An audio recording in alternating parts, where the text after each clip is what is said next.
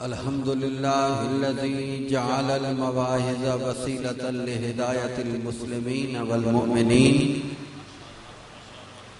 وسيرها طريقة للأحياء سنن سيد المرسلين والصلاة والسلام على من شرفه بخطاب رحمة للعالمين أما بعد أعوذ بالله من الشيطان الرجيم بسم الله الرحمن الرحيم قل يا عبادي الذين أسرفوا على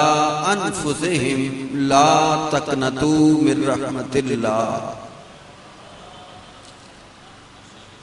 إن الله يغفر الذنوب جميعا إنه هو الغفور الرحيم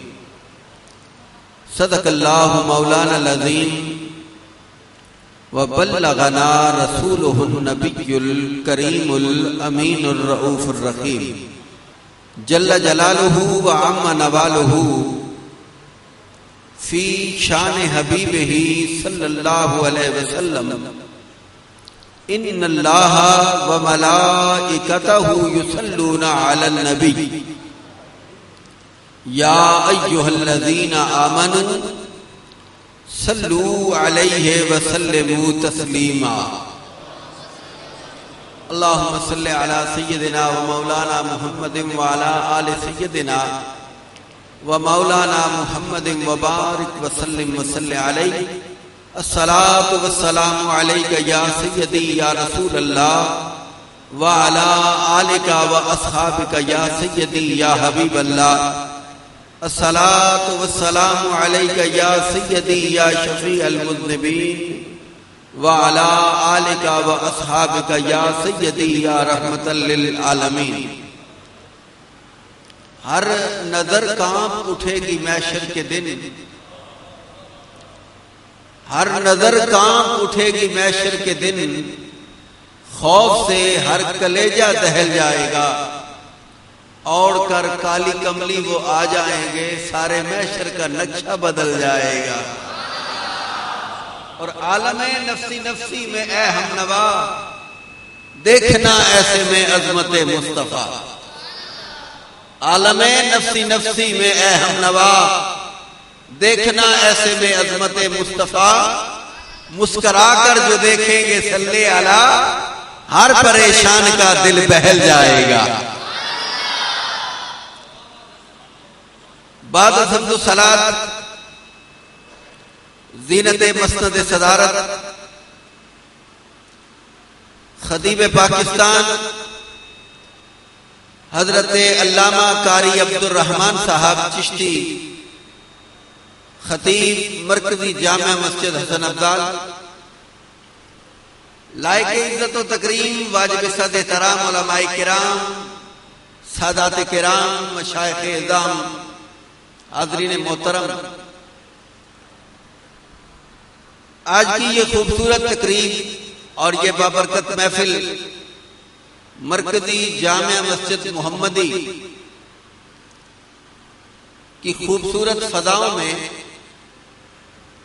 انعقاد پذیر ہے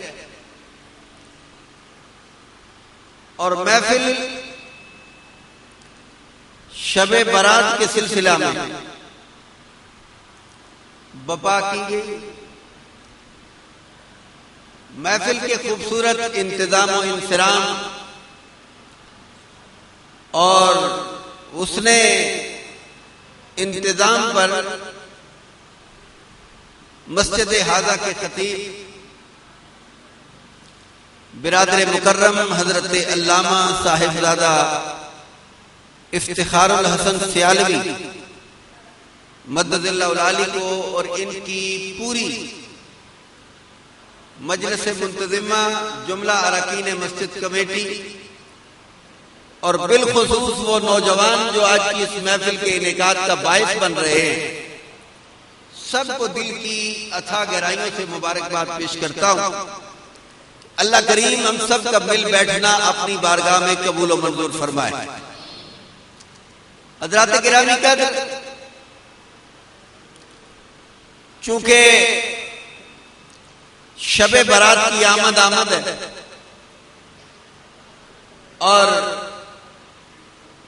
میں اپنی بات کرتا ہوں کہ ایک گناہگار ہونے کے ناطے مجھے اللہ کی رحمت کی بڑی امید ہے۔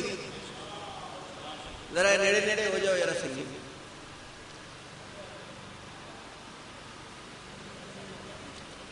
جس قدر ممکن ہے ذرا قریب ہو جائے۔ میرا اپنا ایک ذوق ہے، مجھے واہ واہ کا نعرہ ویسے بھی نہیں لگوانا، لیکن میرا دل ہے ذرا میرے مسلک کی واہ واہ ہو جائے۔ جس قدر گنجائش ہے میں اس سے زیادہ تو مطالبہ نہیں کرتا، لیکن اسی جڑ کے بہنے والے وکھرے وکھرے بہنے والے نہیں، کیونکہ آل سنت آل محبت ہے اور محبت دراڑے نہیں جوڑ جاتی ہے۔ ذرا رل کے آخو سبحان اللہ۔ انہاں بچیاں دے میرا پہلے بھی کوئی گلہ نہیں دے ہون بھی نہیں۔ میری آپ سے کچھ ڈیمانڈیں ہوں گی اور بات گفتگو سننے کے لیے ماحول بنانا ہوگا۔ میں نے ویسے بھی کوئی تیاری کر کے کدے نہ آیا، کیونکہ میں جڑی رٹ آیا وہی بیان کرنی ہے، ذرا میں تہاڈا ذوق دیکھ کے گل کرنی ہے۔ تو آپ ماشاءاللہ باذوق خطیب کے سامعین ہیں، میں سمجھتا ہوں کہ مجھے آپ سے کوئی گلہ نہیں ہوگا۔ تے اسی ایک ہی دوے ہوتے گلے ودھان آئے بھی نہیں ہیں، موقع دینا بھی نہیں تے گلہ بنانا بھی نہیں، کیونکہ ہم بخشش کی امید لے کے آئے۔ رل کے آخو یار سبحان اللہ۔ میں نے قرآن مجید فرقان حمید سے ایک بڑا خوبصورت مقام تلاوت کیا۔ رب کے قرآن کی زیر زیر زبر زبر شد شد مد مد، قرآن از ابتدا تا اختتام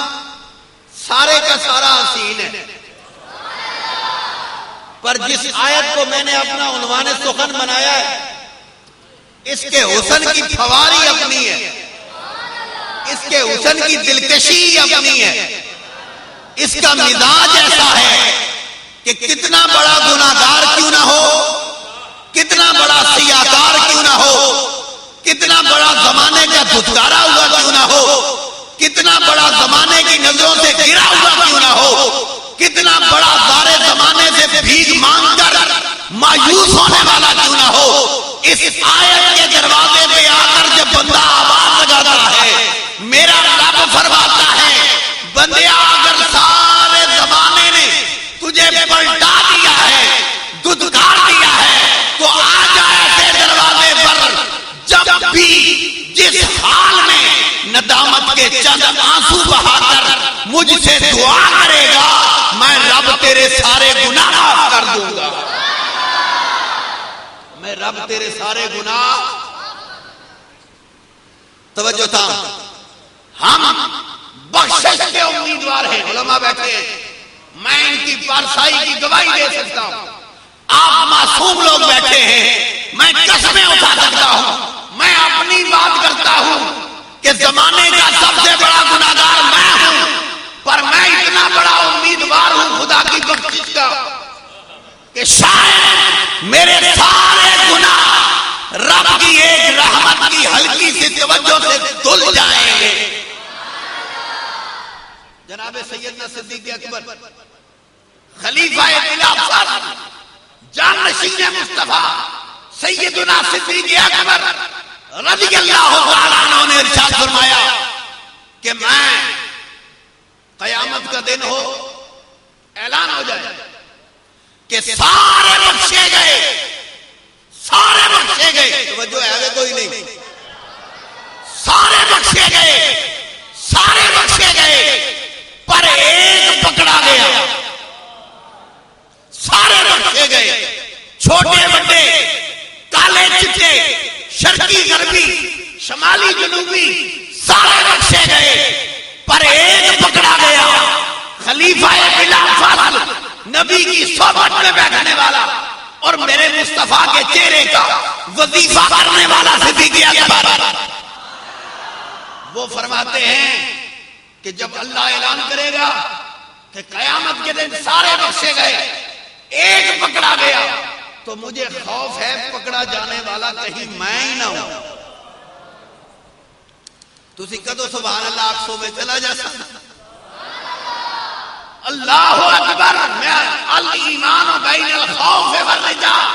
علماء بیٹھے میں اشارہ کر رہا ہوں، ایمان خوف اور امید کی درمیانی کیفیت کا نام ہے۔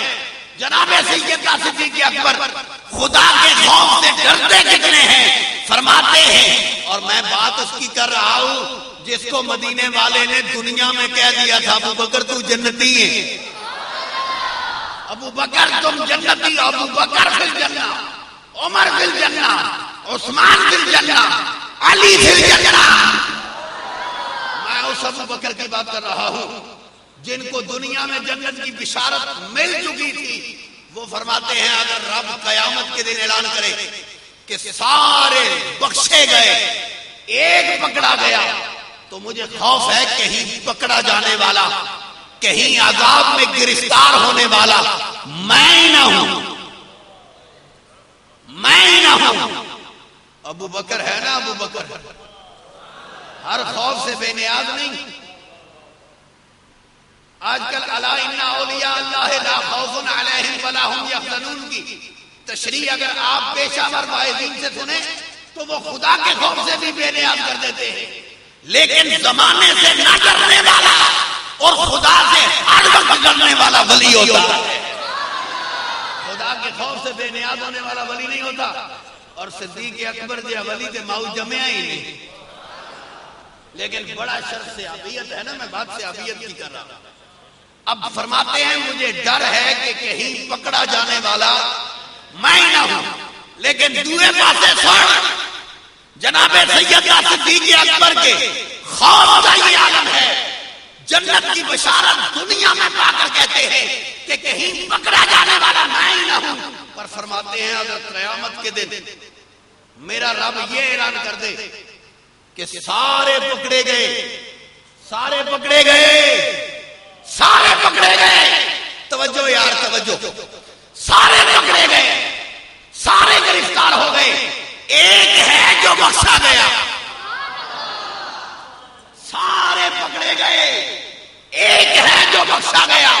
صدیق اکبر کے ایمان کی بلندیاں دیکھ، رفتیں دیکھ،